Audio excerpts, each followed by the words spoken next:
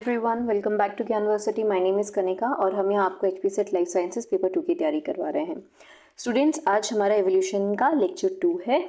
कल हमारी class upload नहीं हो पाई थी क्योंकि जिस वेबसाइट से मैं अपनी PPTs बनाती हूँ वो कल डाउन थी, जिसकी वजह से पिछले 1.5 दिन से PPT कोई बन ही नहीं पा रही थी और कोई लेक्चर रिकॉर्ड ही नहीं हो पा रहा था। तो आज हम जल्दी से खींचेंगे एवोल्यूशन को और साथ ही साथ थोड़ी देर में I will upload my biochemistry का लेक्चर ऑल्सो। ठीक है, तो लेट्स स्टार्ट।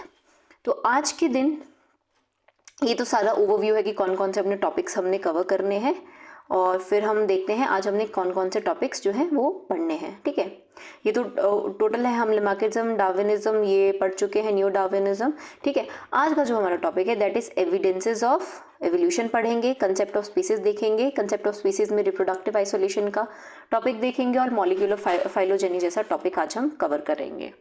ठीक है, चलिए तो पहले एविडेंसेस से चालू करते हैं कि व्हाट आर द एविडेंसेस। ठीक है, एविडेंसेस आपके बेटा हम पढ़ते हैं ये देखने के लिए कि क्या सच में हम ये पढ़ते हैं कि क्या किसी एक ऑर्गेनिज्म से अलग अलग स्पीसीज बनी है। ठीक है, नए नए ऑर्गेनिजम्स बने हैं, नई तरीके की स्पीसीज बनी है और हमें जो है आज के टाइम पे हमारे आसपास वो एविडेंसेस कैसे दिखते हैं, हम एनिमल्स को पढ़ेंगे। ठीक है, पहला जो एविडेंस हम पढ़ेंगे बेटा मॉर्फोलॉजी और एनाटॉमी के बेसिस पे पढ़ेंगे। मॉर्फोलॉजी कि बाहर से स्ट्रक्चर्स को देखेंगे या एनाटॉमी जो इंटरनल आपके स्ट्रक्चर्स होते हैं। ठीक है, पहला इसमें जो एविडेंस आता है बेटा दैट इज होमोलोगस ऑर्गन्स। अच्छा याद रखना ये इंपॉर्टेंट टॉपिक्स है, यहाँ से डायरेक्ट क्वेश्चंस आते हैं। ठीक है, होमोलोगस कौन से ऑर्गन्स होते हैं बेटा, जिनका बेटा फंडामेंटल पैटर्न मतलब ओरिजिन की जो बात करें बेटा वो सेम होता है। ठीक है, लेकिन जो फंक्शन होता है बेटा वो डिफरेंट होता है। ये याद रखना, ये डायरेक्ट ऐसे आ जाता है लिखने के क्वेश्चन में। ठीक है, मतलब ऐसे ऑर्गेनिजम्स जिनका ओरिजिन सेम हुआ है। ठीक है, उनका ओरिजिन, उनका इंटरनल स्ट्रक्चर सेम रहेगा लेकिन जो फंक्शंस हैं वो वेरी कर जाते हैं। कैसे, वो मैं अभी आपको थोड़ी देर में बताती हूँ। ठीक है, इसी को हम डाइवर्जेंट एवोल्यूशन बोलते हैं। डाइवर्जेंट एवोल्यूशन क्यों? अच्छा ठीक है, एक से चले थे, एक के ही स्ट्रक्चर में अलग अलग फंक्शंस में बेसिस में, अंदर से आप स्ट्रक्चर देखेंगे ऑलमोस्ट सिमिलर ही है लेकिन फंक्शंस बदले हैं तो उससे अलग अलग नई नई स्पीसीज बनी है। ठीक है, आप समझ रहे हैं? तो ये क्या है, डाइवर्ज कर रहा है ना, फैल रहा है। ठीक है, कि ऑर्गेनिजम्स की जो इंसेस्ट्री है वो सेम है। ठीक है, एग्जाम्पल जो हम पढ़ते हैं जनरली इसमें बेटा हम पढ़ते हैं हमारे हैंड्स का। ठीक है, हैंड्स में हमें पता है कि एक हम ह्यूमन का हैंड ले लेते हैं, एक हॉर्स का फोरलिम्ब ले लेते हैं, मतलब उसके लिए तो वही काम कर रहा है। अगर सील्स की बात करें, ठीक है, उनमें फ्लिपर्स होते हैं तैरने के लिए। बैट जो होती है, ठीक है, बैट इज ऑल्सो मैमल। ठीक है, उनमें विंग्स होते हैं। ठीक है, अगर हम इन चारों के स्ट्रक्चर्स को बेटा स्टडी करें तो हमें देखने को मिलेगा कि इन चारों के चारों में सेम पैटर्न चलता है। रेडियस, रेडियस के बाद हड्डियों की अगर बात करें, अल्ना, अल्ना के बाद कार्पल्स, कार्पल्स के बाद मेटाकार्पल्स। ठीक है, ह्यूमन की बात करें, this is radius, this is ulna, this is these are your carpals and these are your metacarpals। ठीक है, सेम हॉर्स की फोर लिम्स की बात करें, radius, ulna, carpals and metacarpals modify हो गए हैं। ठीक है, ह्यूमन का हैंड क्या कर रहा है, चीजें पकड़ने में हेल्प कर रहा है। ठीक है, हॉर्स का फोर लिम्ब उसे भागने में हेल्प कर रहा है, रनिंग में हेल्प कर रहा है। सील में जो फ्लिपर है उसमें भी ऐसे है, रेडियस, अल्ना, थोड़ी सी मॉडिफिकेशन हुई है लेकिन वो हड्डियां वैसी की वैसी प्रेजेंट है। कार्पल, मेटाकार्पल और सील किस में, उसके जो ये एरिया है, ठीक है, फोर लिम्स है वो उसको कहाँ कर रहे हैं हेल्प, फ्लिपर बन रहा है और उसको तैरने में हेल्प कर रहे हैं।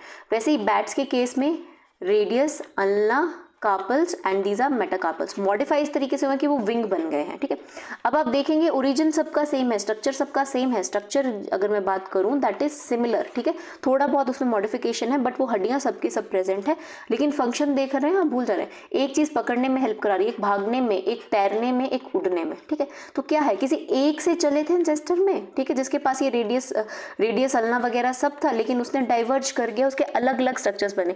ऐसे स्ट्रक्चर्स को, ऐसे ऑर्गन्स को हम होमोलोगस ऑर्गन्स बोलते हैं। ठीक है, कि ओरिजिन सेम है but function is different, structure is same. ठीक है, और एडेप्टिव रेडिएशन भी होमोलोगस ऑर्गन्स का ही रिजल्ट है। जैसे हमने डार्विन फिंचेस पढ़ी थी ना बेटा, डार्विन फिंचेस के केस में भी यही हो रहा था कि एक डार्विन फिंच आई होगी गैलापागोस आइलैंड में। ठीक है, और उसी से अलग अलग तरह की 13 स्पीसीज बन गई जिनकी बीक अलग थी, उनका बीक जो चोंच थी वो अलग हो गई। ठीक है, ये भी एडेप्टिव रेडिएशन का ही, एडेप्टिव रेडिएशन भी होमोलोगस ऑर्गन्स को जो है जस्टिफाई करती है, एविडेंस देती है।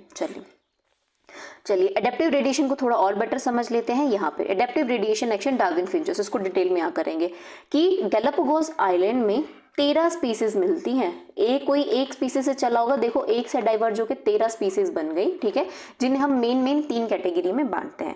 पहली है ग्राउंड फिंचेस, जिसमें 6 स्पीसीज आती हैं। याद रखना, डायरेक्ट आ जाता है कि ग्राउंड फिंचेस में कितनी स्पीसीज थी, नंबर ऑफ स्पीसीज पूछ लेता है तो यू विल टेक 6 स्पीसीज, ठीक है।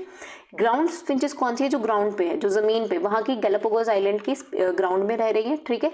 ये इसमें आती है बेटा ट्रू ग्राउंड फिंचेस, जिसमें 5 स्पीसीज आती हैं। ये क्या करती है? Feed on seeds of differential size, अलग अलग साइज के क्या है सीड्स पे जो है फीड करती हैं, और इसकी वजह से इनका बीक का जो साइज है वो सीड के साइज के अकॉर्डिंग बदल गया है, ठीक है।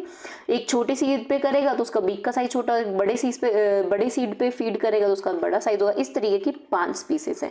और इसमें एक बेटा कैक्टस फीडिंग आती है, जो क्या है, जिसका बीक बिल्कुल ही डिफरेंट है। क्यों? क्योंकि वो वहां पे गैलापागोस आइलैंड पे जो कैक्टस है ये उनको खाती है, ठीक है। 6 स्पीसीज यहाँ हमारी हो गई। बाकी 6 स्पीसीज बेटा हमारी ट्रीज के ऊपर फीड करती हैं, ठीक है, जिनमें आती है ट्रीज के ऊपर। इसमें है ट्रू ट्री फिंच, इसमें एक है, ठीक है।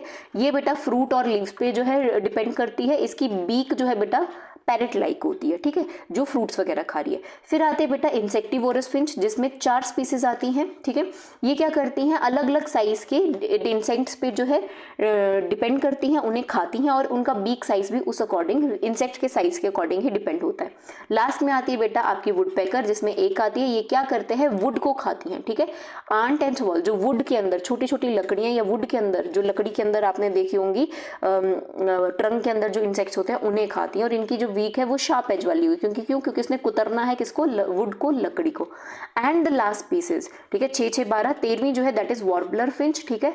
ये नॉर्मल जो है सॉन्ग्स बर्ड होती है, जो गाने गाती हैं, ठीक है। तो किसी एक डार्विन फिंच से, देखिए, एक जो सबसे पहले इस आइलैंड पे आएगी उससे 13 स्पीसीज बनी, डाइवर्ज कर गया। This is also an example of homologous, और इसी को हम अडेप्टिव रेडिएशन बोलते हैं, ठीक है, कि वेरी कर गया, अडेप्ट, उन्होंने अपने आप को अडेप्ट कर लिया, अडेप्टेशन हुई और रेडिएट कर गए, फैल गए। चलिए अब आगे देखते हैं।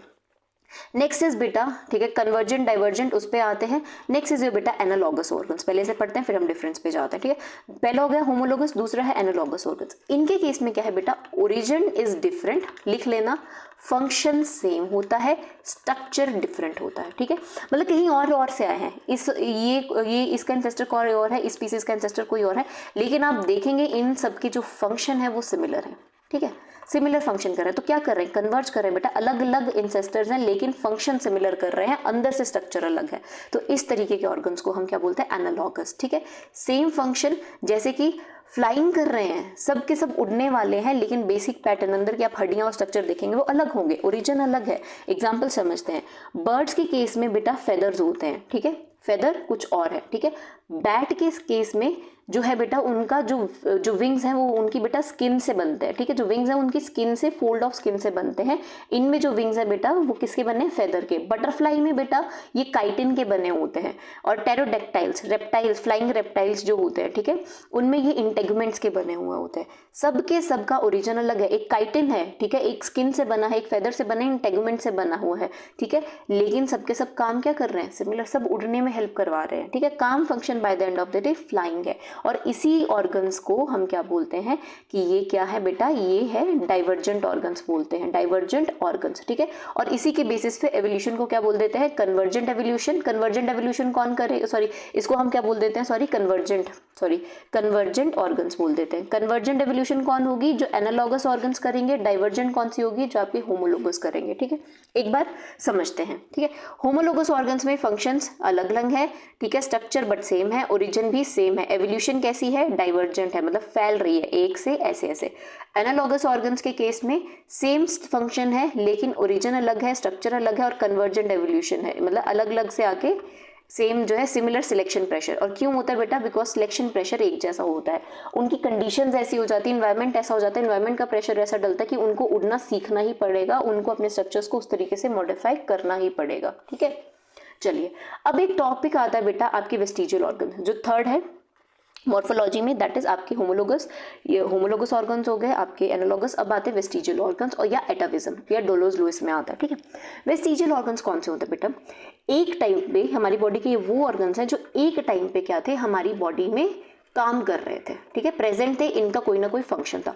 But over the period of time evolution में क्या हुआ? इनका काम खत्म हो गया, हमें इनकी रिक्वायरमेंट नहीं रही। मतलब पहले ही हमारी बॉडी में काम कर रहे थे, लेकिन ओवर द जनरेशन एवोल्यूशन ऐसी हुई, हमारी बॉडी ने ऐसी एवोल्यूशन की कि हमें इनकी रिक्वायरमेंट खत्म हो गई और धीरे धीरे क्या है ये अपने साइज में जो है कम होते गए और आज ये एज अ वेस्टिजियल ऑर्गन, मतलब इनके सिर्फ कुछ रूमिनेंट्स या कुछ छोटे छोटे इनके हमें अवशेष हमारी बॉडी में मिलते हैं, ठीक है। या तो over the period of time ये बिल्कुल खत्म हो जाएंगे, या तो इनके हमारे अवशेष जो है वो हमें मिलते हैं, यही हमारे वेस्टिजियल ऑर्गन्स है, ठीक है। और एटाविज्म क्या है कि कोई एंसेस्ट्रल कैरेक्टर था, ठीक है, कोई एंसेस्ट्रल कैरेक्टर था जो हमें खत्म हो गया हुआ था, लेकिन किसी एक जनरेशन में वो देखने को मिल रहा है। एक एक करके इनको समझते हैं, पहले वेस्टिजियल ऑर्गन्स को यहाँ पे करते हैं, चलिए, ठीक है। वेस्टिजियल ऑर्गन्स, ठीक है, टेंसी undersize functionless remnants of structure largely fully functional in ancestors. क्या है कि ये क्या है कि ये कभी हमारे एंसेस्टर में फुली फंक्शन थे, लेकिन अब फंक्शनलेस है, इनका कोई काम नहीं है और ये रेमिनेंट्स है, पड़े हुए हैं अवशेषों की तरह। क्या क्या एग्जांपल है बेटा, ठीक है, हमारी पिना की मसल, कान की जो मसल्स हैं, पहले आप देखेंगे हमारे एंसेस्टर्स के कान बड़े रहे होंगे, ठीक है, वो अब छोटे हो गए हैं। ईयर, पिना के मसल्स, वो छोटे हो गए हैं, ठीक है। विजडम टीथ पहले रिक्वायर्ड था, अब नहीं है। निक्टेटिंग मेम्ब्रेन, ठीक है, हमारी आंखों में निक्टेटिंग मेम्ब्रेन होती है, वो पता है आइज में कितनी कैसी रह गई है, हमारी आइज में यहाँ जैसे रह गई है, ठीक है। आप यहाँ पे एक स्ट्रक्चर देखेंगे। जब कभी हमारे एंसेस्टर्स पानी में तैरते होंगे, क्योंकि लाइफ जो है हमने पढ़ा एवोल्यूशन में पानी में बनी है, तो जो एंसेस्टर्स हमारे रहे होंगे वो पानी में तैरते थे, उस टाइम पे निक्टेटिंग मेम्ब्रेन जो है आइज को पानी से बचा के रखती है, ठीक है, तो उसमें हेल्प कराती है। लेकिन अब नहीं है, तो अब हमारे ह्यूमंस में क्या है, सिर्फ एक निक्टेटिंग मेम्ब्रेन की तरह रह गई है, जिसे हम प्लीका सेमिलुनारिस रहते हैं। नाम याद रख लेना, डायरेक्ट क्वेश्चन आ जाता है। हमारी बॉडी के हेयर, हमारे जो इंसेस्टर्स थे, ठीक है, उनकी बॉडी पे बहुत ज्यादा हेयर्स थे, क्यों, क्योंकि वो कपड़े नहीं पहनते थे, ठीक है, तो उनको ठंड और गर्मी से वो बचाते थे, ठीक है। लेकिन अब क्या है, हमने कपड़े वपड़े पहनना चालू कर दिया, मॉडिफिकेशन ऐसी हो गई कि अब हमारे बॉडी हेयर्स कम हो गए, कम ही होते हैं बॉडी हेयर्स पे। वैसे ही वर्मीफॉर्म अपेंडिक्स क्यों, क्योंकि पहले हम कच्चा खाना खाते थे, कच्चे खाने में सेलुलोज होता था, ठीक है, तो उसमें क्या होता था कि वो हमें कच्चा खाना डाइजेस्ट करने में हेल्प कराता था। लेकिन अब उसके बाद इवेंचुअली ह्यूमंस ने क्या किया, पका हुआ खाना खाना चालू कर दिया। अब पके हुए खाना खाना चालू करने की वजह से क्या है कि वर्मीफॉर्म अपेंडिक्स की हमें जरूरत घट गई, क्योंकि हमें अब सेलुलोज डाइजेस्ट करने की जरूरत ही नहीं है, ठीक है। वैसे आता है कॉकिक्स बोन, ठीक है। कॉकिक्स बोन क्या है बेटा, जो हमारी सबसे नीचे जो है, हमारी स्पाइनल कॉर्ड की सबसे नीचे वाली होती है, वो क्या है बेटा, टेल ओरिजिनेट करती थी। मतलब इससे पता चलता है हमारे एंसेस्टर्स में टेल थी, लेकिन हमारे अंदर टेल नहीं है, तो बस उसकी एक रेमिनेंट सी बोन रह गई है, जिसका काम कुछ नहीं है, डिफ्यूज्ड सी रिड्यूस सी बोन रहेगी, क्योंकि अब हमारे अंदर टेल नहीं होता।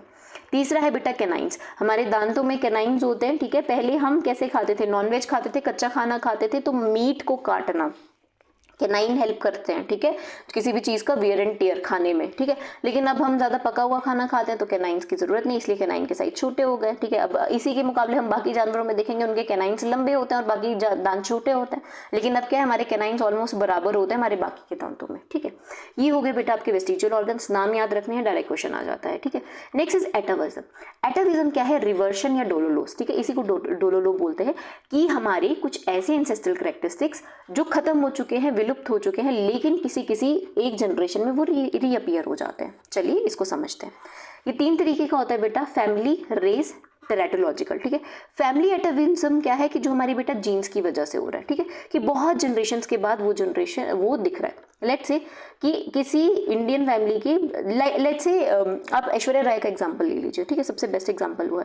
ऐश्वर्या राय की ब्लू आइज हैं, जो जनरली इंडियन सबकॉन्टिनेंट में नहीं दिखने मिलती, और उनके पेरेंट्स में नहीं है, उनके आगे भी नहीं है, बट हो सकता है कि बहुत जनरेशन पहले उनकी किसी एक एंसेस्टर की ब्लू आइज रही होंगी, तो एक बहुत जनरेशन के बाद आपका कोई एक ट्रेट दिखने को मिल रहा है, तो ये क्या है, एटाविज्म है। फैमिली लाइक जैसे आपकी ऐश्वर्या राय की ब्लू आइज फॉरेन में बहुत प्रोमिनेंट है, लेकिन इंडियन जो है, इंडियन सबकॉन्टिनेंट है, उसमें ब्लू आइज बहुत कम देखने को मिलती है, ठीक है, और बहुत जनरेशन बाद रीअपीयर हुआ है, तो दैट इज वाइट दिस, ठीक है। नेक्स्ट इज बेटा रेस एटाविज्म। रेस क्या है बेटा, कि किसी एक रेस, मतलब कि स्पीसीज की भी जो सब स्पीसीज हैं, किसी एक रेस की जो वो है, वो किसी और दूसरे उसमें आपको अपीयर हो, किसी और में आपको देखने को मिले, ठीक है। जैसे कि पूंछ देख लो, ठीक है, अच्छा नहीं, पूंछ नहीं, इसमें क्या आएगा, रेस एटाविज्म। मुझे 1 मिनट इसमें एग्जांपल देखने दो, अगर मुझे कोई अभी याद आता है तो। चलिए अब अभी एज सच तो मुझे याद नहीं आ रहा। रेस का मतलब एक ऐसा है कि एक रेस का दूसरी रेस में आपको ट्रेड देखने को मिलता है, चलिए ठीक है, लेकिन ये सबसे रेयरेस्ट होता है, ये सबसे कम होता है, ठीक है। नेक्स्ट इज टेराटोलॉजिकल, जो बेटा आपके पैदाइशी होता है, ठीक है। टेराटोलॉजिकल हमेशा समझ लाना जो वूम्ब से रिलेटेड है, बच्चे से रिलेटेड है, ठीक है। क्यों? क्योंकि बेटा आपकी पेट में कुछ डेवलपमेंटल या मेंटल डिफेक्ट्स होंगे वैसे, ठीक है। जैसे कि कई ह्यूमन बेबीज में आपने सुना होगा कि क्या हो जाते हैं, टेल आ जाती है, कि बच्चा पैदा हुआ है पूंछ के साथ। पूंछ तो हमारे बड़े पुराने उनमें थी, लेकिन आता है ना कभी कभी वंस इन अ वाइल, लाखों करोड़ों में कोई एक आ जाता है, तो ये बेटा आपके टेराटोलॉजिकल है, जो बच्चे में आया हुआ है, ठीक है। अच्छा, फैमिली एटाविज्म में एक बेटा बॉडी हेयर भी आ सकता है। आपने देखा होगा कईयों के शरीर पे बहुत ज्यादा बाल होते हैं, भालुओं की तरह, ठीक है, बड़े रेयर लोगों में होता है, वो बेटा आपका फैमिली एटाविज्म है, ठीक है। चलिए, अब जो आपका नेक्स्ट जो एविडेंसेस है, ये तो हुआ आपके स्ट्रक्चरल, ठीक है। ये है बेटा एम्ब्रियोलॉजिकल या पैलेंटोलॉजिकल, ठीक है। ये वो है बेटा जो आपकी एम्ब्रियो से हमें पता चलता है, मतलब जब वूम्ब में है उसे देखते हैं, ऑन्टोजेनी हम इस पढ़ते हैं, या पैलेंटोलॉजी जिसमें हम पढ़ते हैं, ठीक है। पैलेंटोलॉजी क्या है आपका, ये जो फॉसिल स्टडी से हमें जो हमें एविडेंसेस मिलते हैं, ठीक है, दोनों ही इंपॉर्टेंट है। एम्ब्रियोलॉजी में हमें क्या मिलता है, एम्ब्रियोनिक डेवलपमेंट में, ठीक है। इसको ये जो फॉलो करता है, मतलब एम्ब्रियो जो पेट में हमारा बच्चा पढ़ रहा है, ठीक है, वो फॉलो करता है बायोजेनेटिक लॉ। हैकल ने दिया था इसको, हैकल रूल भी बोलते हैं, या रिकैप्चुलेशन थ्योरी भी बोलते हैं। क्या बोलते हैं समझते हैं। ये एक टर्म देते हैं बेटा, ऑन्टोजेनी रिपीट्स फाइलोजेनी, ये टर्म है, ठीक है, पूरी लाइन है, और ये हैकल ने दी थी कि जो बेटा development of gametogenesis to birth जो है वो रिपीट करती है एवोल्यूशनरी हिस्ट्री, ठीक है। हमें पता है कि गैमीट बनता है, गैमीट से आपका गैमीट से बेटा आपके ठीक है, गैमीट बनेगा, गैमीट से आपका फर्टिलाइज एग बनेगा, एग से आपका एम्ब्रियो बनेगा, एम्ब्रियो से फीटस बनेगा, फीटस का फिर बर्थ होगा, ठीक है। गैमीटोजेनेसिस से लेके आपके बर्थ तक जो है बेटा आपकी एवोल्यूशनरी हिस्ट्री रिपीट होती है। क्या चीज़ इसमें बोल रहे हैं वो समझते हैं। अगर आप किसी ह्यूमन बच्चे का एम्ब्रियो देखेंगे, किसी पक्षी का एम्ब्रियो देखेंगे, या किसी फिश का एम्ब्रियो देखेंगे, बेटा जब तक वो छोटा है, जब तक उसका बर्थ नहीं हो जाता, या फीटस स्टेज से पहले वाला है ना, अगर आप उसे जो आप पढ़ेंगे बेटा, आप उसको स्टडी करेंगे, वो सारे स्ट्रक्चरली क्वाइट सिमिलर होते हैं, बहुत सिमिलर होते हैं।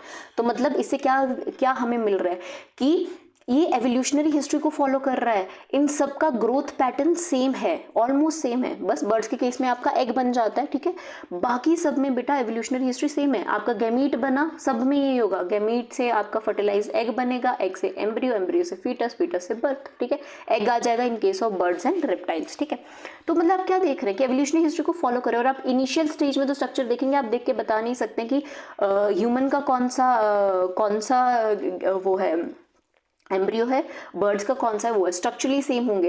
पहले एक चीज बनेगी, मतलब आपके पहले वो डर्मल लेयर्स बनेंगी, मतलब एक्टोडर्म, मेसोडर्म, एंडोडर्म, सब में सेम स्ट्रक्चर, आपका हिस्ट्री सेम तरीके से जो है फॉलो करती है। इसी को हम क्या बोलते हैं, ऑन्टोजेनी रिपीट्स फाइलोजेनी, और क्या बोलते हैं, रिकैप्चुलेशन थ्योरी, हैकल थ्योरी, या बायोजेनेटिक लॉ, मतलब सबका जो डेवलपमेंटल पैटर्न है वो सेम है। चलिए, ये हो गया आपका बेटा एम्ब्रियोलॉजिकल जो एविडेंस है। सेकेंड इज पैलेंटोलॉजिकल, जिसमें बेटा हम फॉसिल से हमें पता चलता है कि कैसे कैसे हम सब रिलेटेड है, ठीक है।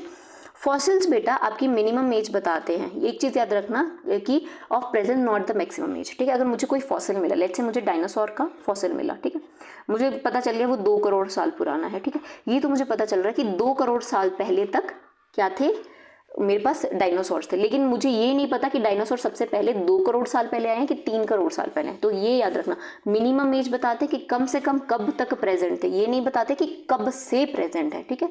तो ये क्या है, मैक्सिमम एज नहीं बताते हैं, ये चीज आपने याद रखना। पैलेंटोलॉजिकल डिफरेंसेस को बेटा आपने ये याद रखना है, दिस इज वेरी इंपॉर्टेंट, यहाँ से डायरेक्ट क्वेश्चन आते हैं, ये आपको बेटा पढ़ने लगेंगे। फिशेस और एम्फीबियंस के बीच में जो फॉसिल्स हैं, जो सेम, जिसमें फिशेस के भी, ये वो ऑर्गेनिजम्स हैं बेटा जिनमें फिशेस के भी कैरेक्टरिस्टिक्स थे और एम्फीबिया के भी थे। डायरेक्ट आता है फिशेस और एम्फीबिया के बीच में कौन सा फॉसिल प्रेजेंट है, तो दैट इज बेटा इक्तियोस्टेगा, ठीक है। इक्तियोस्टेगा जो फिशेस और एम्फीबियन के बीच का क्या है, फॉसिल्स है, ठीक है। एम्फीबिया और रेप्टाइल्स के बीच में बेटा सिमोरिया है, ठीक है। रेप्टाइल्स और बर्ड्स के बीच में आर्क्योपटेरिक्स है, और रेप्टाइल्स और मैमल्स के बीच में थेरेप्सिड्स है। डायरेक्ट क्वेश्चन है, वेरी इंपॉर्टेंट, ये आपने ये रट ही लेना है, ठीक है। फिशेज और एम्फीबिया के बीच में, फिश में आई आ रहा है तो आपने याद रख लेना है इक्तियोस्टेगा है, ठीक है। एम्फीबिया और रेप्टाइल्स में रेप आ रहा है तो आपने क्या कर लेना, इसमें आर आ रहा है, ठीक है, तो दैट इज रेप्टाइल्स, ठीक है। यूरिया, ठीक है, आपको पता है, ठीक है, सेमूरिया, ठीक है। बाकी रेप्टाइल्स और बर्ड्स के बीच में आर्क्योपटेरिक्स, आपको आर्क्योपटेरिक्स याद ही होगा, ऐसा बर्ड जैसा होता है, ठीक है, और ऐसे उड़ता रहता है, ठीक है। मैमल्स और रेप्टाइल्स, टी फॉर थेरेप्सिड से गए हमारे मैमल, ठीक है, TTM, ठीक है, ये याद रखना है। चलिए, अच्छा 2-3 हमारी जो टर्म्स हैं बेटा, यहाँ पे आपके बेटा एविडेंसेस ये वाले खत्म हो गए, एम्ब्रियोलॉजिकल और पैलेंटोलॉजिकल। अब बेटा कुछ 2-3 टर्म्स आती हैं पैलेंटोलॉजी में, उन्हें समझते हैं। पहला है होमोप्लेसी, ठीक है, similarity not present in ancestor, result of convergent evolution, ठीक है, कि ऐसा है कि हमारी ऐसी सिमिलैरिटी है कि जो हमारे एंसेस्टर्स में कैरेक्टरिस्टिक्स नहीं थे, ठीक है, लेकिन आने वाली जनरेशन में, ठीक है, एंसेस्टर्स अलग अलग थे, ठीक है, वो अलग अलग थे, लेकिन हमारे उन दोनों के कैरेक्टर्स, इन दोनों एंसेस्टर के कैरेक्टरिस्टिक्स हमारे आने वाली स्पीसीज में आ गए, ठीक है। ये रिजल्ट है बेटा ड्यू टू कन्वर्जेंट एवोल्यूशन, ठीक है, अलग अलग एंसेस्टर से आके कॉमन सिमिलर ट्रेट्स आपके एक नई स्पीसीज में आ गए। सेकेंड इज बेटा योर को एवोल्यूशन, ठीक है। को-एवोल्यूशन क्या बोलते हैं? टू मेंटेन इकोलॉजिकल रिलेशनशिप, 2 और more groups of different species reciprocally affect each others evolution. चलिए यहाँ समझते हैं, ठीक है, एक एग्जांपल से समझाती हूँ। को-एवोल्यूशन क्या है, ठीक है, लेट्स से डार्विन फिंचेस के केस में देख लेते हैं, ठीक है। डार्विन फिंचेस में देखते हैं, ठीक है, आपके हाँ डार्विन फिंचेस का एग्जांपल दूँ, हाँ चल जाएगा, ठीक है। लेट्स से एक हाइपोथेटिकल कंडीशन देते हैं, ठीक है। एक डार्विन फिंच आई, ठीक है, उसकी चोंच ऐसी थी, ठीक है, और दूसरी की चोंच ऐसी थी, ठीक है। तो क्या हुआ, क्योंकि इन दोनों के बीच में कंपटीशन, और इनिशियल थी, ठीक है, उसकी कोई चोंच नहीं थी, ठीक है, इनिशियल थी, ठीक है, और पेड़ पे उसे खाना था, ठीक है। वहाँ पे जो फ्रूट था वो क्या कर रहा था, फ्रूट जो थे छोटे छोटे साइज के थे, ठीक है, लीव्स पे वो डिपेंड कर, लेकिन धीरे धीरे आपके लेट्स से लीव्स खत्म हो गए, ठीक है। तो अब क्या रह गया, सिर्फ खाने के लिए फ्रूट्स रह गए या तो इंसेक्ट्स रह गए, ठीक है। तो इनमें से एक डार्विन फिंच अपनी बीक को क्या कर लेगी, इस तरीके से चेंज कर लेगी, ठीक है, कि वो सिर्फ फ्रूट को खाए, और दूसरे जो है वो अपनी वुड को इस तरीके से अपनी बीक को कर लेगी कि वो इंसेक्ट्स को खाए, ठीक है। एट द सेम टाइम लेकिन आपका फ्रूट का भी नंबर कम हो रहा है और वुड का भी नंबर कम हो रहा है, ठीक है। तो अब क्या है, जो फ्रूट है बेटा वो भी अपना स्ट्रक्चर चेंज कर लेगा, क्योंकि अब इसमें भी कंपटीशन हो जाएगा, ठीक है। एक फ्रूट का साइज छोटा हो गया, एक फ्रूट का साइज बड़ा हो गया, ठीक है। वुड में जो है अच्छा जो है आपके एक इंसेक्ट अंदर छुप गए, एक इंसेक्ट हार्ड शेल वाले हो गए, ठीक है। तो अब जो वुड वाला है, ठीक है, वो क्या करेगा, वुड में भी मतलब कि इस पेड़ के अंदर भी अपने स्ट्रक्चर्स को चेंज कर लिया, उन्होंने अपना साइज चेंज कर दिया over the period of evolution, ठीक है। और दूसरा क्या है, अपने इंसेक्ट्स ने भी खुद को मॉडिफाई कर लिया। तो जैसे जैसे साइज मतलब कि इंसेक्ट्स और जो आपका फ्रूट है इसमें चेंजेस आएंगे, क्योंकि वो कम ज़्यादा हो रहे हैं। आपकी जो डार्विन फिंचेस हैं बेटा, डार्विन फिंचेस हैं, उसकी बीक का साइज भी चेंज हो रहा है। ऐसे को हम बोलते हैं को एवोल्यूशन, ठीक है, कि अगर मैं इवॉल्व कर रहा हूँ तो मेरे साथ जिसके साथ मेरा एक फूड चेन में, ठीक है, एक फूड चेन में मेरा जिसके साथ डायरेक्ट रिलेशनशिप है वो भी खुद को जो है चेंज करेगा, ठीक है। 2 और more group of species reciprocally affect each other evolution, मतलब बराबर एक चेंज करेगा तो दूसरा भी चेंज करेगा, ठीक है, फॉर बेटर सर्वाइवल, ठीक है। और इसमें एग्जाम्पल आप देख लो बेटा, को एवोल्यूशन में आप इसको देख लो, फंगस प्लस एल्गी आपका लाइकन बनाते हैं, ठीक है। लाइकन ऐसे नहीं बना है, फंगस ने बोला मैं तुम्हें डिजॉल्व फूड दूंगा, एल्गी ने बोला फंगस ने बोला मैं तुम्हें डिजॉल्व न्यूट्रिएंट्स दूंगा, और एल्गी ने बोला मैं तुम्हें बना बनाया खाना दूंगा, ठीक है। तो इन्होंने क्या किया, फंगस ने खुद को चेंज किया, एल्गी ने चेंज किया, और रिजल्टेंट इज अ लाइकन। तो ठीक है, ये है को एवोल्यूशन, जब एक साथ दो अलग अलग ग्रुप्स जो है क्या कर रहे हैं, मॉडिफाई कर रहे हैं, चेंजेस कर रहे हैं। याद रखना, इससे डायरेक्ट क्वेश्चंस आ जाते हैं। चलिए यहाँ पे ये हमारा बेटा कंसेप्ट खत्म हुआ, एविडेंसेस खत्म हुए। अब जो हमारा टॉपिक है that is your concept of species. ये अलग एविडेंसेस खत्म हो गए, ठीक है। स्पीसीज कंसेप्ट को यहाँ पे मैं कवर अप कर रही हूँ और यहीं से हम समझ जाएंगे क्या क्या चीज़ें बोल रहे हैं। पहला है बेटा मॉर्फोलॉजिकल स्पीसीज कंसेप्ट, ये बेटा कार्लस लिनियस ने दिया था। इंपॉर्टेंट है, डायरेक्ट आ जाता है कौन सा कंसेप्ट किसने दिया था और इसके एग्जाम्पल्स या फिर आपने वो याद रखने, ठीक है। मॉर्फोलॉजिकल स्पीसीज कंसेप्ट में लिनियस बोलते हैं कि स्पीसीज वो हैं जो बेटा देखने में सिमिलर हैं। चलिए ठीक है, जो चीज़ें जैसे मैं हूँ, ठीक है, मेरे साथ कोई और लड़की है, ठीक है, कोई और इंसान है, सब इंसान देखने में सिमिलर है, वो स्पीसीज होते हैं, ठीक है, ठीक है। But it is not actually completely true. क्यों?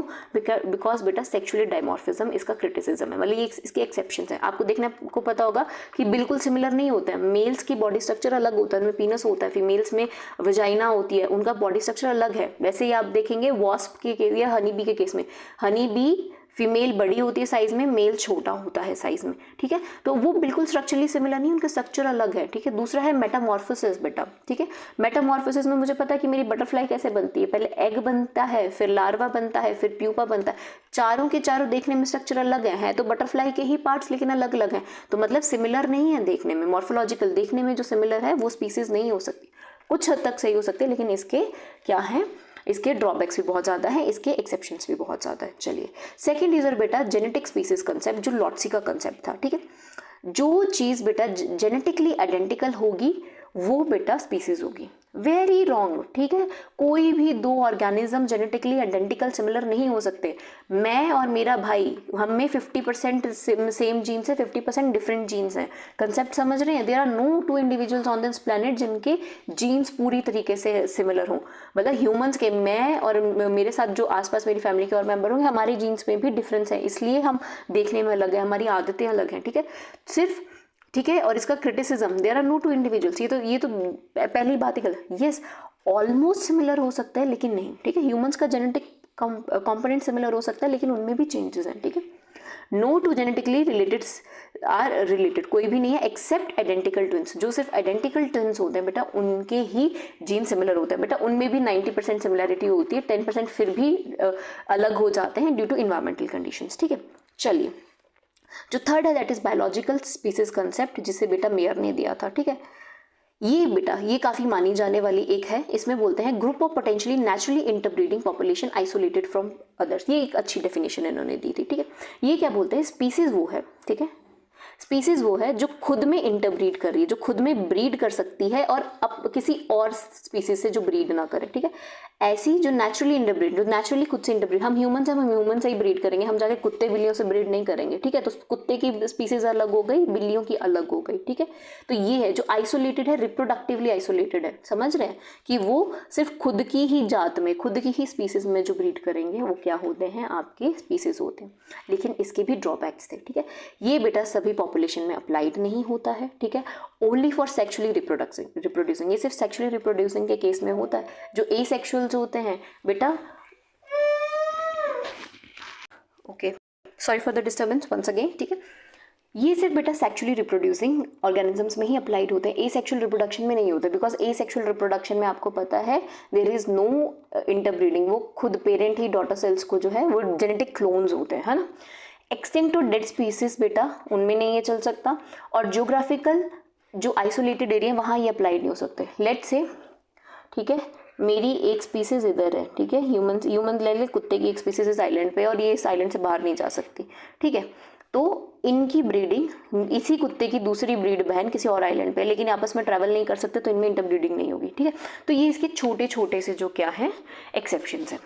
फिर आता है बेटा हमारा phylogenetic species concept, most accepted, ठीक है। ये क्या कहता है, स्पीसीज बेटा group of evolving separately with its own evolutionary tendencies. ये क्या कहता है, स्पीसीज एक ऐसी ऑर्गेनिजम्स हैं बेटा जो अपनी ही एवोल्यूशनरी टेंडेंसीज को करते हैं, ठीक है।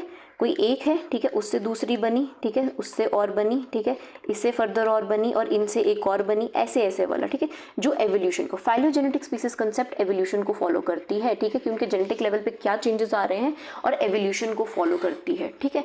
ये चीज़ आपने याद रखना है। ये क्लैडिस्टिक्स को यूज़ करती है, स्टडी ऑफ एवोल्यूशनरी हिस्ट्री, मतलब यहाँ पे हम एवोल्यूशनरी हिस्ट्री के बेसिस पे बढ़ रहे हैं कि कब कौन किससे कहाँ डाइवर्ट हुआ और रिलेटेडनेस को हम पढ़ते हैं, ठीक है। क्लैडिस्टिक्स इज अ स्टडी, और इसमें बेटा क्लैडोग्राम के थ्रू हम इसमें स्टडी करते हैं। चलिए उसको भी अभी हम देखेंगे। चलिए यहाँ देखते हैं रिलेशनशिप हम कैसे बनाते हैं, ठीक। इसको, ये बेटा हमारा क्लैडोग्राम है, ठीक है। अच्छा ये हमारा एक क्लैडोग्राम है, ठीक। यहाँ देखते हैं जो सबसे पुराना होगा, ठीक है, वो हमारा एंसेस्टर होगा। नोड आएगा, ठीक है, ये ऐसे होता है कुछ, ठीक है, ये ऐसे, ठीक है, ऐसे, इससे और बना, ठीक है, इससे और बना या इससे और बना, ऐसे ऐसे ऐसे ये चलता जाता है, ठीक है।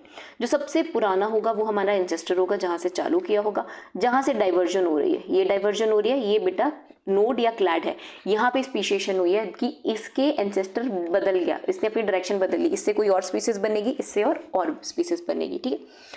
जो पहले डाइवर्ट हो रहा है, जैसे कि ये पहले बन रही है, ये वाली बाद में बन रही है, जो पुरानी आपकी लाइन होगी बेटा समझ लेना वो पुराने डिसेंडेंट्स है, मतलब वो स्पीसीज पहले बनी है, ठीक है।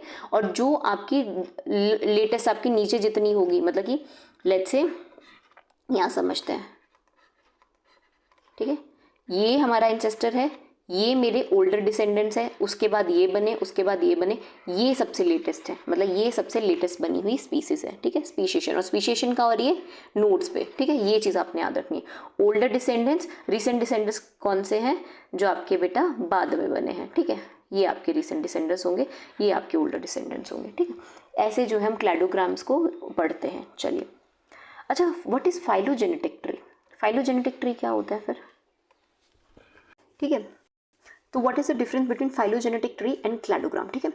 जो फाइलोजेनेटिक ट्री है ना बेटा, वो मॉडिफाइड क्लैडोग्राम है, ठीक है, बस फर्क इतना है कि ये जो हम लाइंस बना रहे हैं ना, ठीक है, क्लैडोग्राम के केस में ये लाइंस जो है टाइमलाइन को नहीं दिखाती हैं, टाइमलाइन नहीं दर्शाती हैं, ठीक है, यहाँ पे हम टाइम नहीं, वहीं अगर हम यही लाइंस को फाइलोजेनेटिक ट्री में कंसिडर करें तो यहाँ पे बेटा हमें टाइमलाइन भी पता चलती है, ठीक है, कितने मिलियंस ईयर, कितने ईयर्स, वो सब चीज़ें जो है देखा जाता है, ठीक है। तो phylogenetic tree is a modified form of cladogram, ठीक है। Cladogram branch length is not proportional to the evolutionary time, कितना टाइम लगा, वहीं phylogenetic tree modified form of cladogram where branch length is directly proportional to the evolutionary time, ठीक है, कि जितनी लंबी लेंथ उतना ज़्यादा टाइम, ठीक है। And your phylogenetic tree can be of बेटा two types, one is your rooted, ठीक है, and one is your unrooted. Rooted वो है बेटा जिसमें हमें एंसेस्टर का पता हो, tells about evolutionary history and relatedness, मतलब जहाँ हमें पता है कि इससे चले थे, इससे ऐसे ऐसे बनते गए, ठीक है, और इसमें हम रिलेट कर पाते हैं कि इसमें और इसमें कितना रिलेटेडनेस है। वहीं अनरूटेड की बात करें बेटा, हमें एंसेस्ट्री नहीं पता होती है, सिर्फ हमें रिलेटेडनेस पता होती है प्रेजेंट डे, मतलब देयर इज नो एंसेस्टर, जिसके एंसेस्टर की हमें नॉलेज नहीं है, लेकिन हम एक स्पीसीज को दूसरे स्पीसीज के साथ ये बता सकते हैं कि कितने रिलेटेड है। चलिए, यहाँ पे बेटा हमारा खत्म हुआ concept of species. Concept of species में एक टॉपिक आता है that is reproductive isolation, very important topic, उसको हम थोड़ा सा समझते हैं, फिर उसको हम स्टार्ट करते हैं। हमने क्या कहा था बेटा मेयर के कंसेप्ट में कि स्पीसीज क्या है बेटा, ऐसी इंटरब्रीडिंग ग्रुप ऑफ पॉपुलेशन है जो क्या करती है, रिप्रोडक्टिव आइसोलेटेड होती है दूसरी ऐसी पॉपुलेशन से, ठीक। तो रिप्रोडक्टिव आइसोलेशन क्या है, वो ये बताता है बेटा कि एक स्पीसीज दूसरी स्पीसीज के साथ मेट नहीं करेगी, ठीक है, और इसमें बहुत से मैकेनिज्म्स आते हैं, ठीक है, जो इसको इसके साथ मेट नहीं करने देती। अगर मेट कर भी ले तो भी जो आपके बेटा ऑफस्प्रिंग्स बनेंगे, ठीक है, ऑफस्प्रिंग्स बनेंगे वो वाइबल नहीं होंगे, मतलब वो फर्टाइल नहीं होंगे, और फर्टाइल ऑफस्प्रिंग्स नहीं होंगे तो उनके आगे क्या है, जनरेशन्स चलेंगे ही नहीं, ठीक है, वो चीज़ यहाँ पे बता रहे हैं। तो जो रिप्रोडक्टिव आइसोलेशन है बेटा, वो आपके दो फेजेस में होती है। एक होती है बेटा प्री मेटिंग मैकेनिज्म्स, मतलब कैसे कैसे जो है over the period of time evolution ने ऐसे बनाया है कि एक स्पीसीज दूसरी स्पीसीज से नहीं ब्रीड कर सकती है, तो वो मैकेनिज्म्स हैं, ठीक है, वो प्री मेटिंग की मैकेनिज्म करने ही देंगे, ठीक है। तो एक एक करके हम इनको पढ़ते हैं। तो पहला है प्री मेटिंग मैकेनिज्म, और उसके बाद होता है कि अगर मेटिंग हो जाए, इन केस अगर मेटिंग तक वो पहुंच जाए, ठीक है। तो पहला है inability of members of two different species to interbreed, कि ऐसे दो डिफरेंट स्पीसीज के बीच में देयर इज नो इंटरब्रीडेशन। पहला है बेटा ज्योग्राफिकल या स्पेशल आइसोलेशन, कि ऐसा बोल रहे हैं, स्पेशल वर्ड से याद रखना कि ज्योग्राफी की बात करें, एरिया की, एक बीच में पहाड़ है, एक स्पीसीज इधर रहती है, एक दूसरी स्पीसीज इधर रहती है, ये दोनों आपस तक पहुंच ही नहीं सकते। हिमालय के पर्वत है, अगर आपस में ही नहीं है, तिब्बत का याक है और इंडिया का याक है, ठीक है, और बीच में बहुत बड़ा समुद्र है, तो कैसे जाएगा एक दूसरे से क्या करने, मीट करने। तो species acquire different geographical area, और इसलिए उनको मीट करने का ही मौका नहीं मिलता है। दूसरा है क्लाइमेटिकल आइसोलेशन। क्लाइमेटिक आइसोलेशन क्या है, सेम ज्योग्राफी, एक सेम एरिया में है, लेकिन क्लाइमेटिक कंडीशंस अलग हैं, ठीक है, इंडिया में ही है, लेकिन एक बैठा है हिमाचल प्रदेश में और एक बैठा है थार डेजर्ट में। तो थार वाला जानवर हिमाचल के जानवर के साथ मेट नहीं करेगा, थार की लिजर्ड हिमाचल की लिजर्ड के साथ मेट कर भी सकती है, लेकिन हिमाचल के किसी और जानवर के साथ मेट नहीं करेगी। फिर है बेटा सीजनल आइसोलेशन, कि सेम एरिया में है, हिमाचल में ही बैठे हैं, ठीक है, हिमाचल में ही बैठे हैं, सेम ही ज्योग्राफी है, सेम ही क्लाइमेट है, लेकिन ब्रीडिंग सीजन अलग है। लेट्स से डॉग्स, ठीक है, डॉग अलग स्पीसीज है, काऊ अलग स्पीसीज है, डॉग काऊ के साथ थोड़ी ना मेट कर सकता है, डॉग का मेटिंग सीजन अलग होता है, ठीक है, साल में एक या दो बार शायद मेट करते हैं, 2 बार बच्चे प्रोड्यूस करते हैं। वही काऊ जो है 10 महीने का जेस्टेशन पीरियड होता है, 10 से 11 महीने में एक ही बार प्रेग्नेंट हो सकती हैं, और उसके बाद 10 महीने का जेस्टेशन पीरियड अलग, मतलब 1.5 से 2 साल में एक ही बार बच्चा कर सकती हैं, ठीक है। तो इनका क्या है, ब्रीडिंग सीजन अलग अलग है, ठीक है।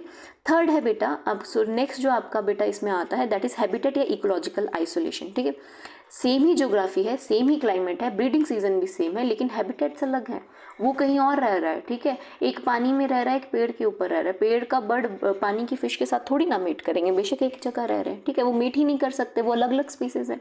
नेक्स्ट बेटा आपके इथोलॉजिकल या बिहेवियरल आइसोलेशन। सेम हैबिटेट है, ठीक है, सेम ही क्लाइमेट है, सेम ही ज्योग्राफी है, सब कुछ सेम है, लेकिन कोर्टशिप पीरियड, बिहेवियर जो है वो डिफरेंट है, ठीक है। लेट्स से बर्ड्स के केस में आ जाए, एक बर्ड एक है, दूसरी बर्ड दूसरी है, ठीक है, लेकिन कौवे का मीटिंग प्रोसीजर कुछ और है, उसका बिहेवियर कुछ और है, वो अपने मेल को किसी और कोयल का कुछ और है, ठीक है। कोयल गा के बुलाएगी, कौवा किसी और तरीके से बुलाएगा, ठीक है। अट्रैक्टिंग मेट, तो इनका courtship period, behaviour of attracting meeting का बिहेवियर अलग अलग है, ठीक है। एंड लास्ट बेटा इज मैकेनिकल आइसोलेशन। ये बेस्ड होता है लोक एंड की hypothesis. Genital structures make breeding mechanical impossible, ठीक है, कि इनके जेनाइटल स्ट्रक्चर्स इस तरीके से हैं कि अगर वो मेट करने की कोशिश भी करें, सब कुछ सिमिलर है, ठीक है, इथोलॉजी भी सिमिलर है, लेकिन मेट नहीं कर पाएंगे, ठीक है। Humans can't mate with birds, genital structures ही अलग हैं, सब कुछ अलग है, ठीक है। तो इस केस में ये आपका लॉक एंड की हाइपोथेसिस है, तो वो नहीं कर पाएंगे, ठीक है। ये हो गया बेटा प्री मेटिंग की, मेटिंग मैकेनिज्म है ही नहीं, मेट कर ही नहीं सकते हैं इन सब कारणों की वजह से। अब आता है बेटा रिप्रोडक्टिव आइसोलेशन पोस्ट मेटिंग और सिबलिंग स्पीसीज। क्या हो जाए कि अगर मेटिंग फिर भी पॉसिबल हो जाए, ठीक है, मेटिंग फिर भी पॉसिबल हो जाए, चलो मेट कर लिया जैसे तैसे, तो क्या क्या डिफरेंस आएगा, ठीक है।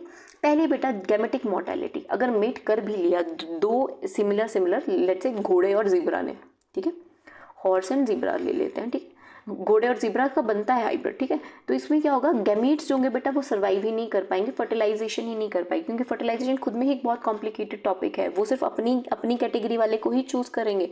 बर्ड्स के फ्लावर्स के केस में दे दो, they can't produce viable gametes. Rose का गैमीट आपके चाइना रोज के गैमीट के साथ नहीं कर सकता, वाइबल ही नहीं है, गैमीट बनाएगा ही नहीं। और लेट्स से अगर गैमीट बन भी गए, उनकी मीटिंग भी होगी, तो जाइगोट बनेगा बेटा, तो जाइगोट सर्वाइव नहीं कर पाएगा, ठीक है। थर्ड केस, इन केस आपका जाइगोट बन भी गया, हाइब्रिड बन भी गया, ठीक है, हाइब्रिड आ भी गया, तो बेटा जाइगोट सर्वाइव कर गएगा, लेकिन हाइब्रिड वाइबल नहीं होगा, या तो वो मर जाएगा या तो बेटा वो कंप्लीटली स्टेराइल होगा। स्टेराइल क्या है, जो रिप्रोड्यूस नहीं कर सकते, ठीक है, रिप्रोड्यूस नहीं करेंगे तो स्टेराइल का आगे कोई और बच्चा बनेगा ही नहीं, ये फर्दर और नहीं बना सकेगा, ठीक है। इसको आप समझ रहे हैं, तो चलिए ये हो गया। अच्छा, अगर मैं आपको इसके एग्जांपल दूं, एक हाइब्रिड या इसकी स्टेरिलिटी का, हाइब्रिड मोर्टेलिटी का, म्यूल सुना है बेटा आपने, म्यूल, ठीक है, ये याद रखना, कई बार क्वेश्चन में आ जाता है।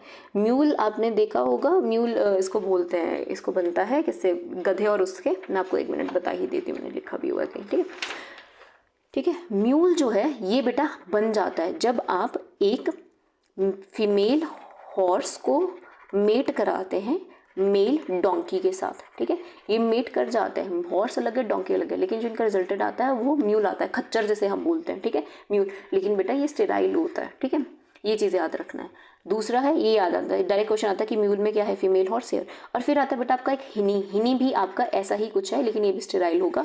हिनी में बेटा आपका मेल हॉर्स होगा, मेट कराते हैं फीमेल डोंकी के साथ, ठीक है, ये याद रखना। मेल कौन सा है, म्यूल के केस में फीमेल हॉर्स है, मेल डोंकी है, हिनी के केस में फीमेल हॉर्स है और मेल डोंकी है, ये चीज़ याद रखनी है। चलिए, अब एक कंसेप्ट आता है बेटा आपका सिबलिंग स्पीसीज का।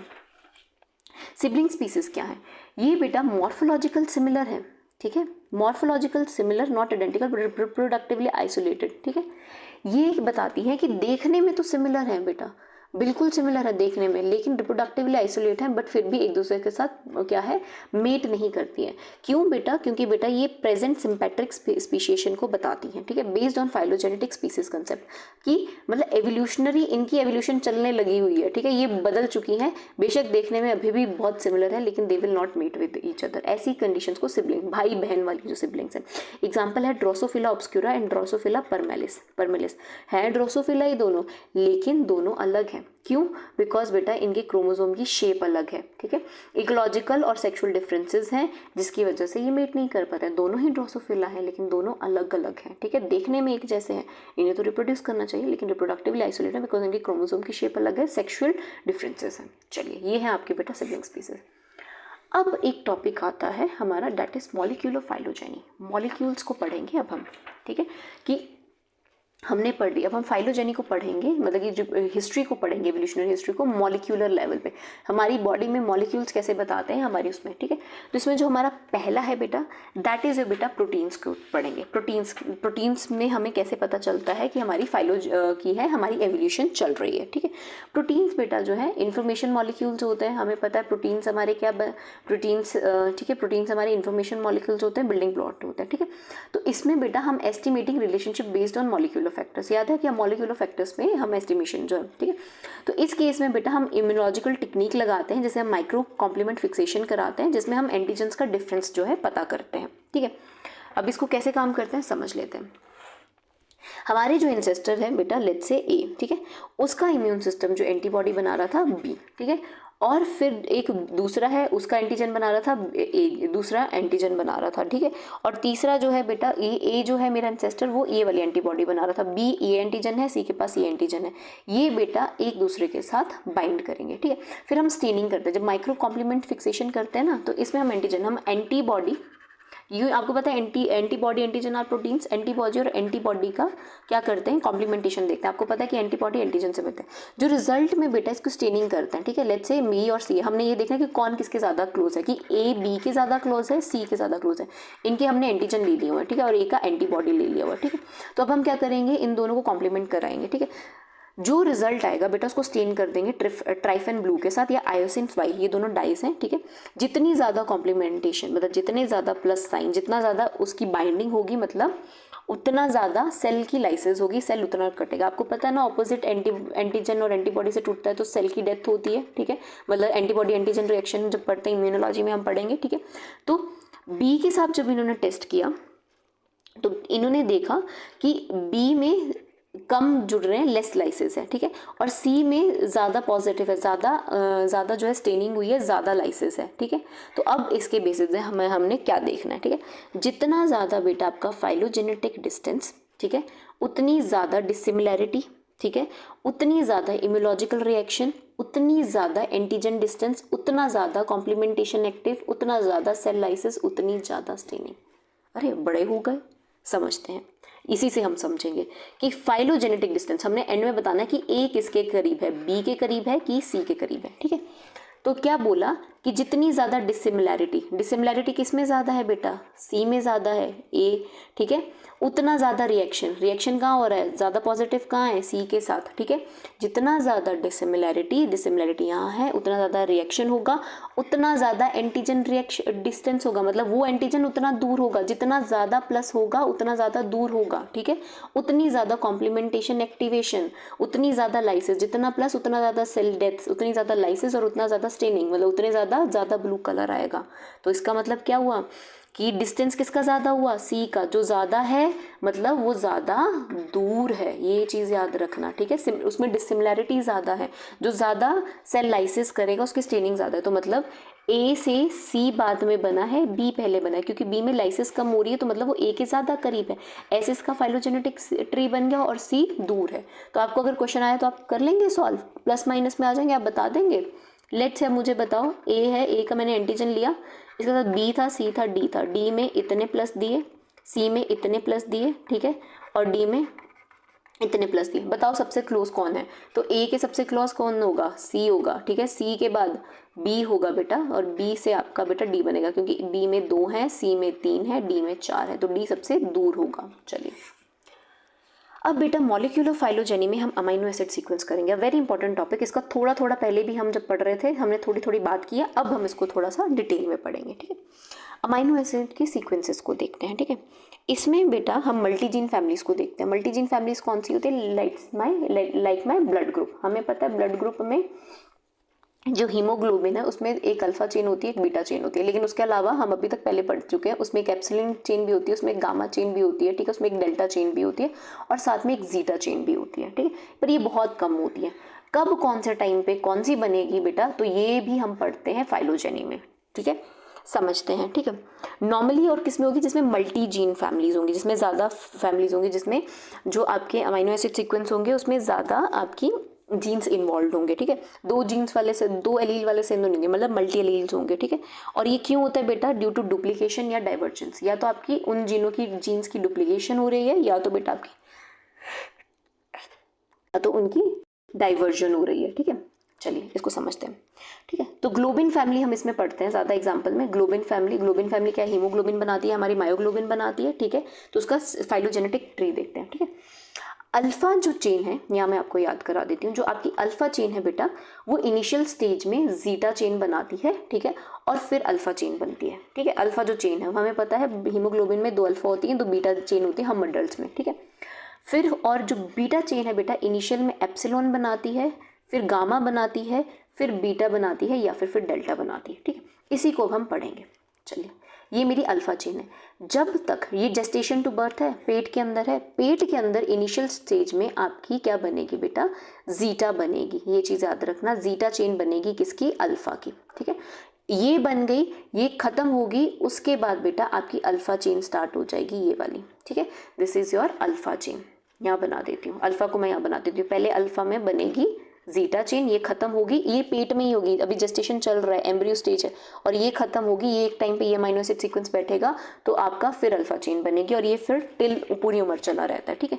लेकिन मैं बीटा की बात करूँ तो बीटा में बेटा इनिशियल स्टेज में, बर्थ के केस में, ठीक है, आपके क्या बनता है, आपका पहले बेटा आपका क्या बनता है, एप्सिलाइन बनता है। एप्सिलाइन खत्म होता है तो आपकी गामा चेन बनती है। गामा चेन खत्म होती है तो बेटा या फिर आपकी उससे बीटा चेन बनेगी, या फिर आपकी बेटा डेल्टा चेन बनेगी। टिल बर्थ, बर्थ तक आप देखेंगे पहले एप्सिलिन, फिर गामा चेन बनती है हीमोग्लोबिन में, ठीक है। फिर वो होगा बर्थ के बाद वो या तो बीटा बनेगी या तो डेल्टा बनेगी। बीटा आपकी मेजॉरिटी केस में होती है, डेल्टा कम होती है एडल्ट में, ठीक है। ये चीज़ है। तो अब इसको बेटा हमने पढ़ना कैसे है, जब हम पढ़ेंगे ना बेटा, इसकी हम मिलियन ईयर्स अगो में हम देखते हैं। ये बेटा चेन की कंसंट्रेशन है, ठीक है। अब देखो कि 700 मिलियन जब ग्लोबिन स्प्लिट हुआ था, अगर मैं इसको पढ़ूँ 700 मिलियन ईयर्स में आपकी क्या हुआ था, 700 to 500 में आपकी पहले जीटा चेन थी, ठीक है, वो टूटी, तब आपकी अल्फा चेन बनी 700 मिलियन, मतलब 7 मिलियन ईयर्स अगो, ठीक है। उसके बाद बेटा आपका बीटा चेन में पहले आपका 500 मिलियन तक आपकी कौन सी थी, आपकी थी एप्सिलिन। फिर एप्सिलिन से आपकी बेटा बनी गामा चेन, ठीक है, और गामा चेन से बनी आपकी गामा चेन से बनी बीटा, या ये, ठीक है, 6 मिलियन ईयर्स अगो। ये अब आप इसको कैसे पढ़ेंगे, ठीक है। तो अब आप रूल ऑफ थंब याद रखेंगे, एक अमाइनो एसिड चेन, मतलब एक अमाइनो एसिड चेन में कितने कितने अमाइनो एसिड का चेंज हुआ है, 7 मिलियन साल लग गए, 7 मिलियन ईयर्स को एक अमाइनो एसिड चेंज हुआ है। देयरफॉर अगर 100 अमाइनो एसिड चेंज हो रहे हैं तो उसको 700 मिलियन साल चलेंगे, ठीक है। तो और एक मायोग्लोबिन और हीमोग्लोबिन, तो याद रखना मायोग्लोबिन और हीमोग्लोबिन में बेटा 100 अमाइनो एसिड्स का चेंज है। तो देखने में तो एक ही जैसे ही लगते हैं कि स्ट्रक्चरली ऑलमोस्ट सेम है, लेकिन कितने 100 अमाइनो एसिड्स का चेंज था, जिसको कितने लगे बेटा, 700 साल, 700 मिलियन ईयर्स लगे मायोग्लोबिन से हीमोग्लोबिन बनने में, ठीक है। ये चीज़ आपको याद रहेगी, ठीक है। यहाँ पे आपने ऐसे ऐसे पढ़ना रहना है, ठीक है। तो ये चीज़ आपका यहाँ पे था मॉलिक्यूलर फाइलोजेनी। अब बेटा एक आता है मेरा पार्मेज़ोनी प्रिंसिपल, उसको हम करेंगे mutation difference and parsimony principle. Mutation distance की आपका म्यूटेशन हुआ है उसको हमने देखना है। Minimum number of mutations required to change one amino acid into another. आपको पता है म्यूटेशन से ही आपका अमाइनो एसिड सीक्वेंस चेंज होता है, क्योंकि अमाइनो एसिड सीक्वेंस से ही आपका प्रोटीन चेंज होगा, ठीक है, और वो कोडोन में होता है, ठीक है। तो कितने म्यूटेशंस चाहिए एक अमाइनो एसिड को दूसरे में चेंज करने के लिए, इसके लिए हम एक प्रिंसिपल पढ़ते हैं बेटा, जिसको हम बोलते हैं पार्सिमनी प्रिंसिपल। ये क्या करता है कि ए से बी से सी में, ठीक है, और ये रिवर्सिबल है, ए से ये रिवर्सिबल है, ठीक है। तो इसका जो है ड्यू टू बैक म्यूटेशंस, ठीक है। क्यों, बिकॉज बेटा ये रिवर्सिबल क्यों है बेटा, बैक म्यूटेशंस भी पॉसिबल है। तो ये क्या बोल रहे हैं कि जो z है वो कम होगा या बराबर होगा x प्लस वाई, ठीक है, x plus y due to back mutation है, वो हमेशा कम रहेगा, ठीक है। b से c, a से b बन जाएगा, b से c बन जाएगा, लेकिन b से c भी बन सकता है, लेकिन वो हमेशा कम होगा या बराबर होगा x और y से, ठीक है। अब इसको समझते हैं। Observe mutational distance between two species, ठीक है, दो स्पीसीज के बीच में जो म्यूटेशन डिफरेंसेस है, मतलब a से b बना, a से ही c बना, लेकिन इन b और c में जो डिस्टेंस है, म्यूटेशन का डिस्टेंस है, वो हमेशा लेस देन या इक्वल टू बनेगा आपकी mutational distance from their ancestors में x और y के उससे जो है वो है अलग रहेगा, ठीक है। ये है, इस पे क्वेश्चन आ जाते हैं, आपको दिया होगा कि b और c का इतना म्यूटेशन रेट है, इतना म्यूटेशन जैसे आपने बस डालना है और क्वेश्चन सॉल्व कर लेना है कि y का कितना रेट है और इसका कितना रेट है। चलिए, ये है बेटा आपका पार्सिमनी, और याद रखना पार्सिमनी प्रिंसिपल किसको बताता है, म्यूटेशन रेट को। फिर आता है हमारा बेटा मॉलिक्यूलर फाइलोजेनी, न्यूक्लिक एसिड और हाइब्रिडाइजेशन में हम इसको पढ़ते हैं, ठीक है। वाई न्यूक्लिक एसिड, हमने अमाइनो एसिड्स पढ़ लिए, हमने प्रोटीन्स पढ़ लिए, अब देखते हैं, ठीक है। न्यूक्लिक एसिड बेटा इन्फॉर्मेशन की सोर्स है, हमें पता है, we can study change in introns, ठीक है। Information source because we can study introns and changes in exons. हमें पता है न्यूक्लिक एसिड से, डीएनए से हमारा आरएनए बनता है, आरएनए में इंट्रॉन्स होते हैं और एक्सॉन्स होते हैं that are not expressed in protein. Introns जो है बेटा वो क्या बताते हैं, वो हमारा प्रोटीन बनाने में हेल्प कराता है, और एक्सॉन्स कुछ नहीं बनाते हैं, वो कट ऑफ हो जाते हैं, ठीक है, वो निकल जाते हैं, और एक्सॉन्स बस बन के आता है, जो इनिशियल एमआरएनए बन के आता है उसमें से एक्सॉन हिस्सा कटता है और वो एंड में हमारी मेन चेन बनाता है। मॉलिक्यूलर बायोलॉजी में हम इसे पढ़ेंगे, ठीक है। तो हम क्या करेंगे, हम डीएनए की मेल्टिंग करेंगे, ठीक है। प्रोसेस कैसे की जाती है इसको स्टडी करने के लिए डीएनए की मेल्टिंग करेंगे बेटा, और हाइब्रिडाइजेशन कराएंगे एक्स एंड वाई को, मतलब अलग अलग डीएनए के साथ उसको जो है हम एक्स वाई जेड हमारे पास है, इनको कराएंगे, एक्स वाई जेड 4 सैंपल है और इनका हमने क्या है फाइलोजेनेटिक रिलेशनशिप स्टडी करना, फिर कैलकुलेट करेंगे इनका रीएसोसिएशन टाइम, ठीक है। रीएसोसिएशन रेट जितना ज़्यादा होगा उतनी ज़्यादा सिमिलैरिटी होगी, उतनी ज़्यादा रिलेटेडनेस होगी, ठीक है। अब समझ लो कि एक मेरे पास एक्स है, एक वाई है और एक जेड सैंपल है, ठीक है। इन तीनों को हमने क्या कर देना, अलग अलग कर देना, हाई टेम्परेचर देंगे, अलग अलग कर देंगे, और फिर इन तीनों को एक्स के साथ, लेट्स से एक्स को मैंने मेन मान लिया, एक्स को वाई के साथ रीएनिलील कराएंगे और एक्स को जेड के साथ। जो जितनी ज़्यादा जो है रीएसोसिएट, जितना ज़्यादा रीएसोसिएट, जितना ज़्यादा सिमिलर होगा तो समझ लेना उतना रिलेटेडनेस है वो उसके उतने पास है, ठीक है। पहले देखते हैं, जब मैंने एक्स और वाई कराया, ये एग्जाम्पल लेते हैं, तो मेल्टिंग टेम्परेचर जो है मोर सिमिलर 5 न्यूक्लियोटाइड डिफरेंस, ठीक है। मेल्टिंग टेम्परेचर में बेटा डिफरेंस आया बेटा आपका x-5, तो इससे मतलब क्या है कि 5% न्यूक्लियोटाइड डिफरेंस है, ठीक है। जब मैंने x को z के साथ कराया तो ठीक है इतना मैचिंग हुआ, ठीक है, लेकिन इसमें कम मैचिंग हुआ, ठीक है, और इसमें 10 न्यूक्लियोटाइड का डिफरेंस आया, मतलब जो आपका टेम्परेचर था उसमें 10% कम हुआ, तो मतलब 10 न्यूक्लियोटाइड बेस पेयर का कम है, तो ठीक है। तो गोल्डन रूल क्या कह रहा है कि 1 डिग्री भी अगर आपका टेम्परेचर कम होता है उतना % न्यूक्लियोटाइड डिफरेंस आता है, ठीक है। अब मैं क्वेश्चन आपको दे दूं कि मेरा मेल्टिंग टेम्परेचर x का 15 डिग्री की x था, ठीक है, इतना डिग्री था, ठीक है, लेट्स से 30 डिग्री था, और मैंने जब उसको y के साथ कराया तो मेरा 25 डिग्री पे वो क्या है रीएनिलील कर गया, ठीक है। तो अब मुझे बताओ कितना डिफरेंस है इन दोनों के बीच में, तो डिफरेंस कितना होगा 5% न्यूक्लियोटाइड, 1 डिग्री बताता है इतने % आपके न्यूक्लियोटाइड डिफरेंसेस को, ठीक है। ऐसे हम क्वेश्चन सॉल्व करते हैं। चलिए एंड में बेटा एक टॉपिक आता है, ये लास्ट का ही टॉपिक है, थोड़ा लंबा चला गया बट जल्दी जल्दी हमने ये खत्म करने हैं टॉपिक, तो मैं कोशिश करूंगी आपका एवोल्यूशन 5 से 7 लेक्चर्स में खत्म हो जाए, ठीक है। मॉलिक्यूलर फाइलोजेनी जब हम इसमें टेस्ट करते हैं न्यूक्लियोटाइड सीक्वेंसिंग या RFLP में, RFLP क्या है बेटा, रिस्ट्रिक्शन फ्रेगमेंट लेंथ पॉलीमॉर्फिज्म, ठीक है। हम इसमें बेटा रिस्ट्रिक्शन एंजाइम डालते हैं और अलग अलग डीएनए को टेस्ट करेंगे, वही XYZ को डालेंगे, कंपैरिजन करेंगे कि कैसा कैसा जो है इन्होंने जो है कंपैरिजन करेंगे, रिलेशनशिप एस्टिमेट करेंगे, ठीक है, कि जितना ज़्यादा पैटर्न में डिफरेंस होगा उतना ज़्यादा डिफरेंस इन डीएनए, ठीक है। डॉट मैट्रिक्स में आप इसको समझते हैं, ठीक है। सीक्वेंस है एक्स और वाई का, ठीक है, ये एक्सॉन है, जब हमने एक्स एंड वाई को किया, ठीक है, न्यूक्लियोटाइड का सीक्वेंस, ये एक्सॉन पार्ट है, इंट्रॉन पार्ट है, एक्सॉन पार्ट है, इंट्रॉन पार्ट है, एक्सॉन पार्ट है, ठीक है। एक्सॉन में देखेंगे बेटा ऐसा है, एक सेम लाइन बन रही है एक्सॉन 2 में भी और 3 में भी, लेकिन मुझे पता है एक्सॉन मेरे किसी काम नहीं आने वाला क्योंकि मैंने उसको रिमूव करना है, लेकिन इंट्रॉन जहाँ से मेरा बेटा प्रोटीन्स बनेंगे, आप देखेंगे इंट्रॉन्स में number of dots and E2 I2 मतलब दूसरे इंट्रॉन में नंबर ऑफ डॉट्स जो है बेटा अलग अलग हैं, ठीक है। तो इससे मुझे क्या पता चलता है कि इंट्रॉन्स में ज़्यादा डिफरेंस है, स्कैटर्ड डॉट्स है एज कम्पेयर टू एक्सॉन्स, ठीक है। तो फर्क कहाँ है बेटा, इंट्रॉन्स में, एक्सॉन का तो कोई काम ही नहीं है, इंट्रॉन्स ही हमने बेटा ज़्यादा देखने हैं, ठीक है। तो ऐसे जो है हम इनको स्टडी करते हैं। यहाँ पे बेटा आज का हमारा टॉपिक जो है खत्म हुआ, ठीक है। तो